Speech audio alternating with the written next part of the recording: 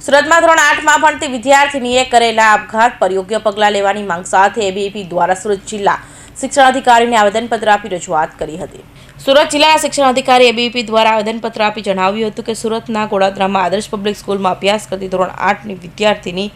દ્વારા તેમની ફી ભરેલી ના હોવાથી તેમની શાળાના સ્ટાફ દ્વારા ગેરવ્યવહાર કરીને તેમને ટોયલેટ પાસે 2 દિવસ ઊભી રાખી હતી અને તેમના પરીક્ષામાં પણ બેસવાની ના પાડી હતી। તેની વિદ્યાર્થીની અત્યંત માનસિક ત્રાસથી પીડાતી હતી અને છેવટે તેમણે આત્મહત્યા કરી હતી, જે સમગ્ર શિક્ષણ જગત માટે એક શરમજનક ઘટના બની શકાય છે। જે 2 દિવસ પહેલાં જે સ્કૂલમાં જે ઘટના બની, આદર્શ પબ્લિક સ્કૂલમાં ધોરણ 8ની વિદ્યાર્થીની જે આત્મહત્યા કરીને પોતે સ્કૂલમાંથી વારંવાર વિદ્યાર્થીનીને ટોર્ચર કરવામાં આવતું કે તેમની ફી બાકી છે, તો ફીને લઈને વિદ્યાર્થીનીને એક્ઝામમાં બેસવા નથી દેતા, વારંવાર વિદ્યાર્થીનીને લેબની બહાર ઊભા રાખે છે, સતત 5 કલાક સુધી વિદ્યાર્થીનીને ત્યાંથી હલવા નથી દેતા અને 2 દિવસ સુધી વિદ્યાર્થીનીને ટોયલેટની બહાર ઊભી રાખે છે। તો આને લઈને એક જે શિક્ષણ લેવલે જે પગલાં કહેવાય એ પગલાં સ્કૂલ દ્વારા યોગ્ય લેવામાં નથી આવતા અને આમાં કાંઈ ને કાંઈ વિદ્યાર્થીનીઓ સ્કૂલે જવા માટે પણ ડરે છે કે સ્કૂલ પ્રશાસન દ્વારા આવા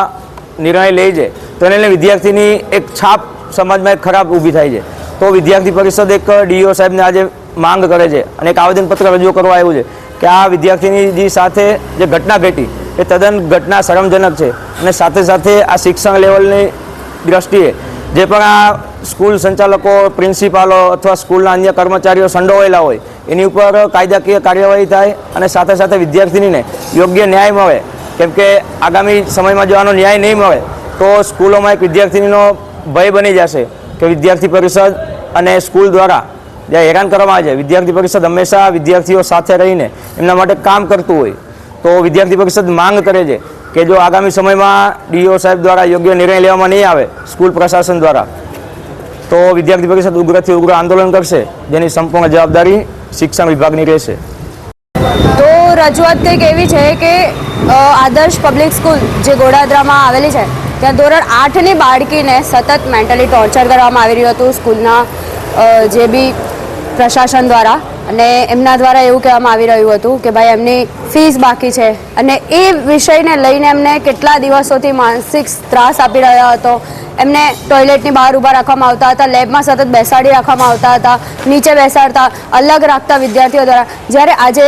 ગુજરાત ગવર્મેન્ટ દ્વારા બહેનોને શિક્ષણને લઈને આટલું બધું કામ કરવામાં આવી રહ્યું છે, ત્યારે એક બેન સાથે શાળામાં આવા વ્યવહાર કેમ થઈ રહ્યા છે, આ વિષયને લઈને આજે વિદ્યાર્થી પરિષદ ઉગ્રથી ઉગ્ર